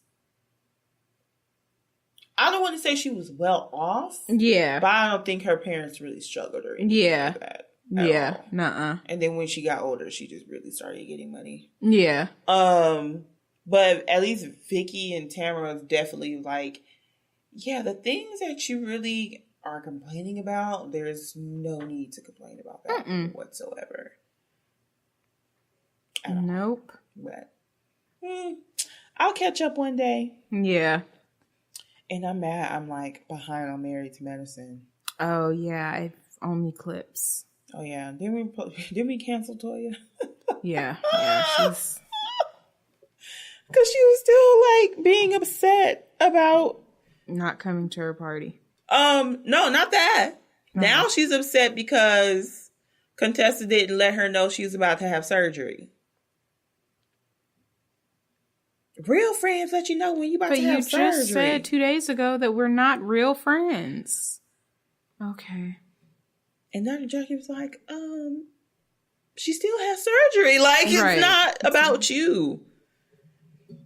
And she was like, I thought they weren't cool. Like, didn't they just get in an argument and she just told her, bye, bitch? Like, a couple of nights before, and now you're trying to wonder why she didn't text you before she went in her surgery for a double mastectomy. Really? That's what you're concerned about. Lord. Not the fact that she's scared beyond belief about having the surgery in the first place. What the fuck? I feel like within the next 2 years, I'm just going to be done with all reality TV. It's just getting more and more ridiculous. You know, yes. I don't even think I have 2 years left, honestly.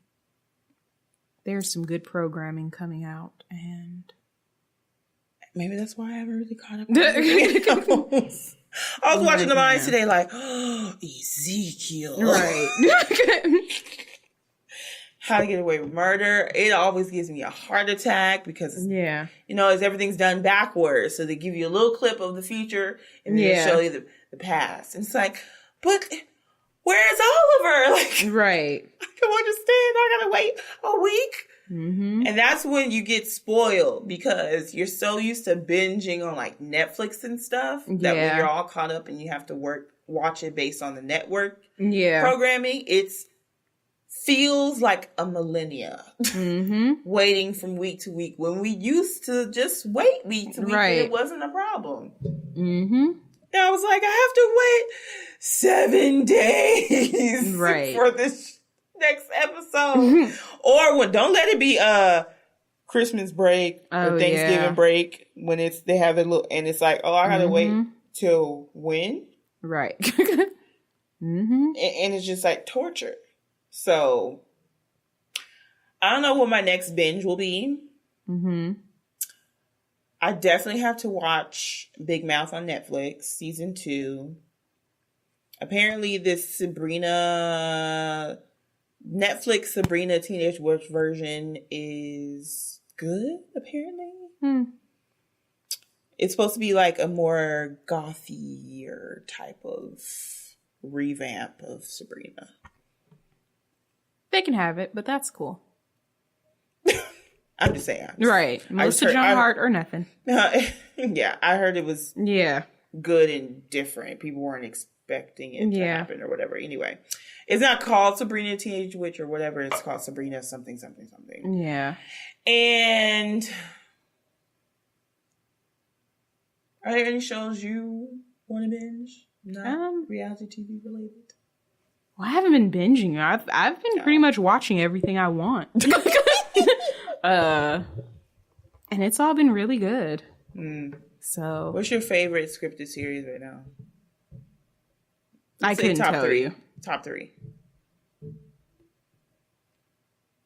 Blackish. Okay. This Is Us. Knew that was going to be there. A Million Little Things. Oh, that's new, right? Mm-hmm. New Amsterdam is pretty good. Don't know that one. Yeah, it's new too. Is it hospital related? Mm-hmm. Okay, then I know what we're talking about. You is really good. You? Yeah, You. What is that? YOU. It's on Lifetime. Oh. Yeah. It's, if you didn't watch, no, it's like, if you watched Gossip Girl, which you didn't, or if anyone listening did, it's pretty much Dan Humphrey as a killer. And, like, Dan Humphrey is, like, the nicest guy in the world. So it's like, wait, what? Yeah. Okay. And then Shay Mitchell from Pretty Little Liars. So yeah, I can't didn't go watch wrong. any of that Gossip Girl, One Tree Hill. Yeah, you missed out. I know you also watched. Mm-hmm. I didn't really watch much of that. Only thing I watched was that OC show. Yeah. Because it came out and I was like, ooh. Right. Came out like around the Hills era and I watched the Hills, so it's kind of why I watched it. Yep. I don't know, I'm just watching the huge. Yeah. But then that's when I turned to binging because like there's so many shows that come on and I'm like, okay, this has been on for 2-3 seasons. Let me just go ahead and binge it. So I just have these binging spells where I watch it and because I'm at home all day, it's very easy to binge in like a week or two. It's not really that big. Yeah. If I was in an actual office, I wouldn't be able to binge. Or I'll re-binge stuff. Like, you know what? It's been 2-3 years since I've binged this. Let's binge it again. It was always really great. Right. And it's no longer running. Yeah. I even binged on Breaking Bad until it was already over. Right. And I've only binged on it once, so maybe I'll watch that again. Yeah. Yeah, I don't know. We definitely have to do like a special classic retro reality TV moment thing. Oh, that'd be fun. And like, you know, late 90s, early 2000s, Flavor of Love, Surreal Life era right in there. That would be fun. I don't know if it was good because we were younger or I don't know what. I mean, obviously there's a huge difference in it, but I don't know what is the cause of the difference. Because the concept of reality TV was so new that it really came off as like real life or like real events or whatever. So as of like now, Love and Hip Hop, I mean, when that first came out, it was like, oh shit, this is really good. But once we knew that it was like scripted and now you have people on this show that have nothing to do with it, like, it's like, you know, that's like if they were to revamp, you know, Flavor of Love and like 3 Instagram models were on the show. Like, okay, so we know like this isn't really what this is for. I mean, how do we know that things that occurred in Flavor of Love and Charm School wasn't scripted? I mean, looking back now, we definitely know that there was like production manipulation and stuff to make things happen. But the way it was done was just so, just like the real world. But kind of like now, it's like, okay, pretty much now, like if there was a real world season, we kind of already know, like, okay, you're going to have a gay person. You're going to have a semi-racist / semi-homophobic person. You're going to have a person that's just a bitch. You're like, it's like you already have the characters and you're just putting people in that role. As opposed to earlier reality TV, New York didn't have anyone to model after. New York was just New York. And, you know, real world was just the real world. But now they have these challenges where it's like, oh, I gotta come on here and be the next CT. Like, no. Or, oh, I'm on Love and Hip Hop. I'm trying to be the next Jocelyn. Or I'm trying to do this or be like this person. Like, no. I think from what you're saying, I'm grasping that people in the old school reality TV era was just doing it to do it and not necessarily feeling like they need to gain something from it afterwards. In a sense of, I'm going on here purposely for the 15 minutes so I can try to get a manager, a deal, a this and that. Right. Fans, instant gratification. They're like, I'm just trying to, you know, get a free trip to... It was literally like, let me try this out. Right. I can see that. Kind of like the very first season of Love and Hip Hop New York. Like, whoa, okay. Like, this is really, very authentic, like, this is really Jim Jones' crazy ass mama. Yeah, true. And none of them really needed it. Yeah.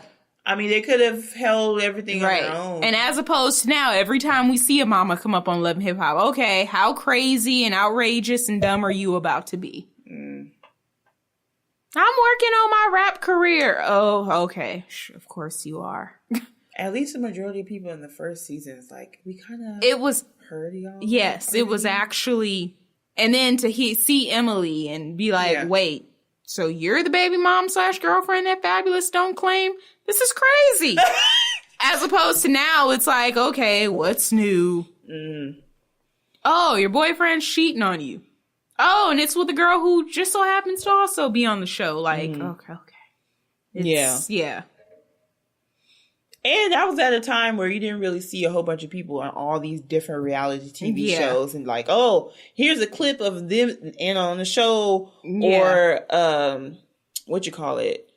audition. Right. 4 years ago on this show. Because I seen Masika on Millionaire Matchmaker looking completely different. Right. And her name was Masika on there. She was on there. And then you bringing up Angela on Maury. Yeah. It's like they all... And then the girl from Love After Lockup, she was on some dancing competition with her daughter, previously.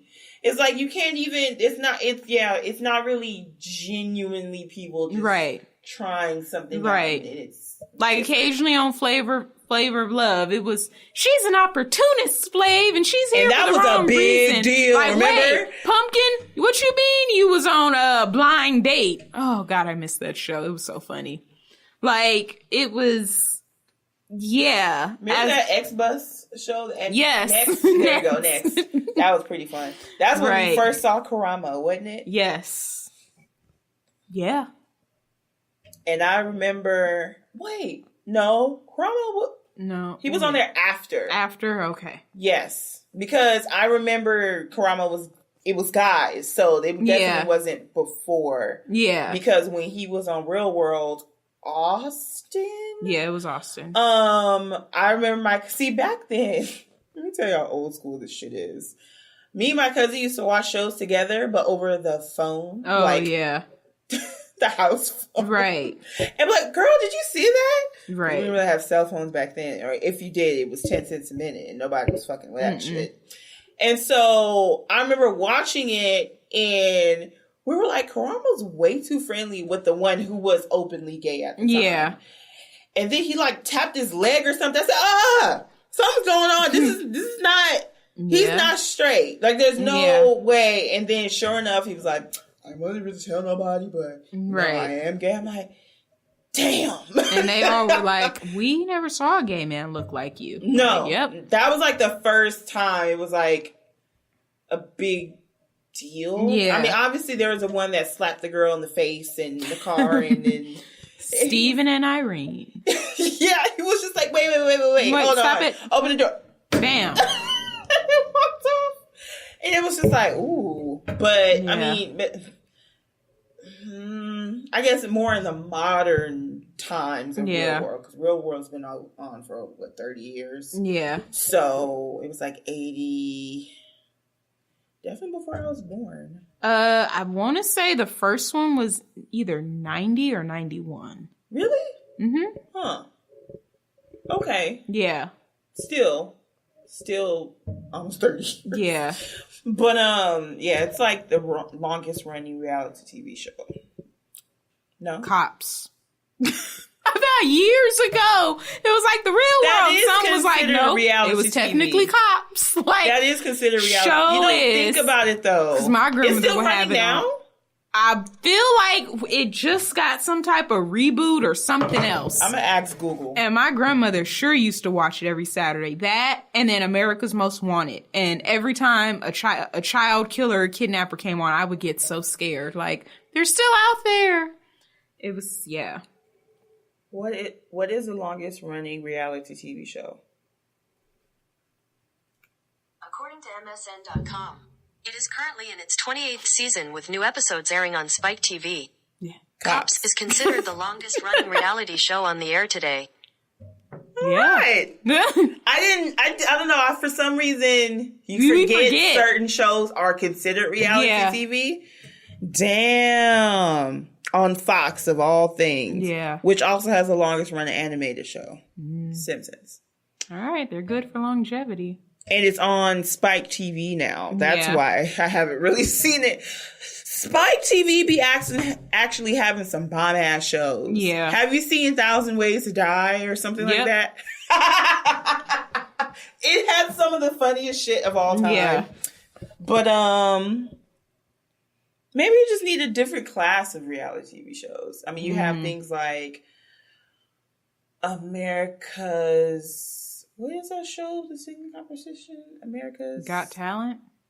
No. Got Talent is not just singing. The first one. American Idol. That's how bad I haven't watched it since you bang, I guess. Oh, Lord. I haven't watched it. It just got kind of whack after a while. Redundant. Yeah. And then you have stuff like Cops. What's another good one?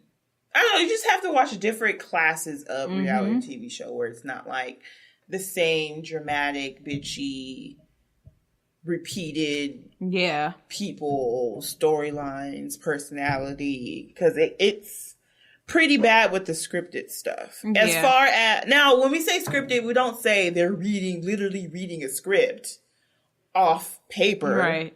But everything is very much planted in a sense of where it's like, we want you to do this, this, and this. We want you to be able to talk to this person because you guys are adults. Like everything, they're being told what to do. Right. Not necessarily what to say.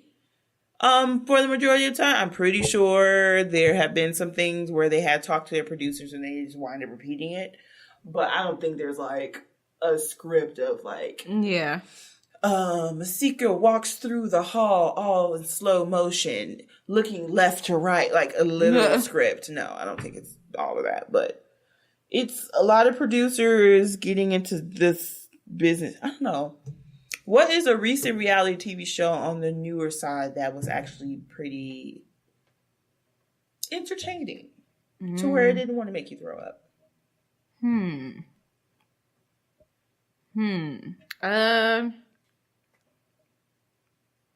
I mean, well, I still watch OC.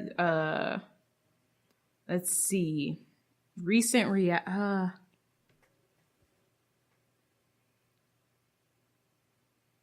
I will put it this way. There is no reality TV show on anymore to where if I miss an episode or two, I don't feel like, oh my God, I need to watch it. Only last season of Are You the One? Yes. But the show doesn't count because Clinton's on it. Yeah, and I haven't watched not one episode. It was like, if I go a few weeks and don't watch Black Ink or something, I'll be like, if I feel like it today, all right, let me sit down and watch it. And I probably won't even watch all of them that I missed. I'll probably just watch like the last one and catch up. I don't know. What about you? I don't... See, there's more reality TV than people really think about. Yeah. Because right now, people mainly think about MTV and VH1. Yeah.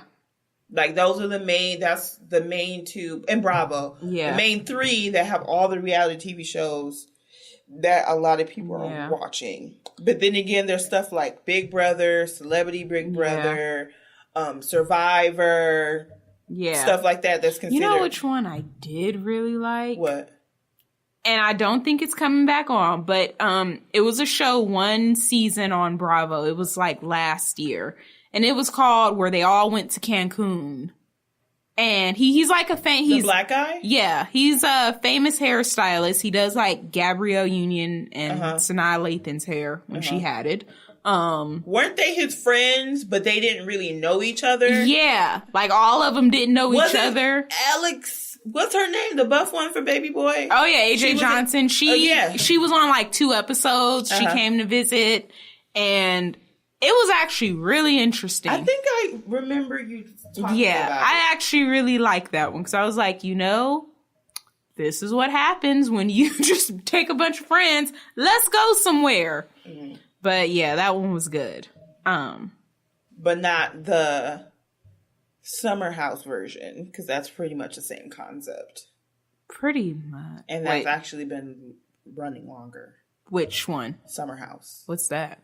It's like they tried to make it a spinoff of Pump Rules. Oh. Because remember they went to Montauk and then they forcibly transitioned into a Summer House episode.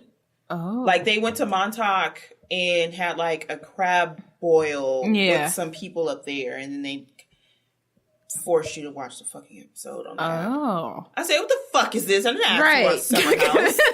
Yeah, and it's pretty much friends. They live in the city, but in the summer they go to Montauk. Oh. And they rent a house, and they're pretty much all in one house. Yeah. That's cool. I guess, yeah. But it's not, they're not like celebrities. Yeah. None of them are celebrities that I'm aware of. Yeah. They pretty much have like 9 to 5s, maybe like an advertising business. Yeah. But nothing to where it's like, I work with these celebrities, blah, blah, blah, blah, blah, blah. Right. I have my own shit. Right. Like, nothing like that. Got it. I saw the episode where they made Pump Rules into like a Summer House preview. Yeah. And they're really trying to get ratings when they do that. Oh, because they're forcing it in another show. In another episode. Watch. And somebody hit on Stassi, and that's when she was on a break from the boyfriend that Patrick. There we go. Man bun. Yeah. And some guy tried to hit on her, and she wasn't having it, and she was like still broken up. You know, broken up in the sense of she was not over Patrick, and it was. I think they tried to do the one that you're talking about, and it didn't work. So they did it with a whole bunch of white people. Pretty much, right? You know what show they had on Bravo, and I actually did really like it, but they only had like one season of it. It was like the first year of marriage, and they had different couples that got married, and they did like they recorded their first year of marriage. Yeah, I really liked that one. I remember that one. That one was good. Those are the ones that I feel like producers kind of just keep hands off, right? And they just kind of, because it's best when they're in their natural environment. Yeah, you can't really go in and try to fuck things up. You know what? One reality show I used to love, and I'm like doing palm and fist because that was my shit, was True Life. Oh yeah, True Life was my shit. Right. And of course it is reality TV, but it's more docuseries than reality TV, even though it's kind of in that category. But docuseries I fucks with. Yeah, I really like True Life. And you just learn about all these things that people go through. And then one of my favorites was, of course, True Life, Jersey Shore. Yeah. They did a couple of seasons of that. They did like True Life, I'm a single parent, True Life, what was it? What they did, like porn and like any way of life that you don't really have knowledge of. Right. They were definitely gonna have that. MTV needs to bring, they don't have anything on their app. No. Nothing old school at all. And 90s really MTV was like the best. Wasn't it? Like spring break, you'd get all the TV shows, like the summer-based TV shows. Summer, they do TRL on the beach. It's like, I used to want to go to like the spring break episodes. It's like, oh, I can't wait till I get older. I can go. And then by the time you get older, it's all gone and done with. Right. Remember, damn it, what was that dating show? And Jenny McCarthy? Yes. Singled Out. There we go. I remember Boy Meets World did an episode. I used to be one of those girls that be dancing. Wanted to move up and oh my God, why can't they bring that show out? Yeah, Next was really good. Yeah. That, and then the other one, what's the one that used to come on, was it UPN? And they were had the little bubbles of what they were thinking, like all around. Blind Date? That was Blind Date? Yeah. That was... yeah. That was good. It's classic. And, oh, man. They had really... Yeah, 90s... We're definitely going to have to do, like, think about this and do it right. Do, like, a 90s, 2000s, or a retro episode. Yeah. Good stuff. Because, of course, the lip chap clip from Flavor of Love been going around. Yeah. You want to listen lip chap? Right. She was like, you better not be messing up my prayer. Right. Just a hot mess that you just love to watch. And the fact that New York is the same way now, and I don't think it's an act. No. I don't think she can turn it on and off. Sister Patterson is just as crazy, if not worse. Yep. So, yeah. good reality TV back then. Now it was just like, okay, these hoes are just trying to have a come up, and they feel like this is the easiest way for them to do that. And you've had one person who really had any type of really great success from being on reality TV that wasn't a household name in the first place. Yeah. And obviously that's Cardi B. And guess what? Yeah. Everybody else who's a stripper or somebody that is like, I feel like I'm a good artist and I want to make it. I want to make money. They're just going to be trying to copy their. I don't know if I told you when I used to do like Uber and Lyft, I picked up this one girl and I don't know how we got in the conversation. She said she actually was approached to do Love and Hip Hop and she like turned it down because she was like, it's mad like them wanting you to do what they want you to do. Yeah. And have conversation with very specific people. Because it's like, how, first of all, I was like, oh, I know such and such from way back. And it's like, well, I'm pretty sure all you guys they don't really even have 6 degrees of separation. Right. It's like everybody knows everybody. It would be much better if you have people who have no they don't know each other. Right. Kind of like the concept of Real World. Right. 7 people live in a house. Take to live in a mansion. Have their lives taped. And they start getting real. People don't get real anymore. No. I mean, Real World, the newer ones, is trash compared to what it used to be. Yeah. But still not trash compared to Love and Hip Hop and stuff like that. It's still kind of like they are in a house all day with no TV and just each other. Yeah. There's not really much producers can really do or say. Because they're not. Yeah. And then maybe they go to work at Subway down the street. Like, they're not doing much of anything. So, I don't know. You know, reminiscing on good TV. But I think that comes to the conclusion of our episode. Yes. Make sure to follow us on Instagram, Twitter, and Facebook, RealiTEA-V. Join our Facebook group, Tea Sipper Discussions. You can send us an email, realityv@gmail.com. You can reach me, on Facebook, Instagram, Twitter, Funmi and B. Oh, you can find me on Facebook, Roberta Smith, and Instagram, Leave It to Be. Yep. Yay. And I don't want to make you news. I gotta talk to you about it first. Oh.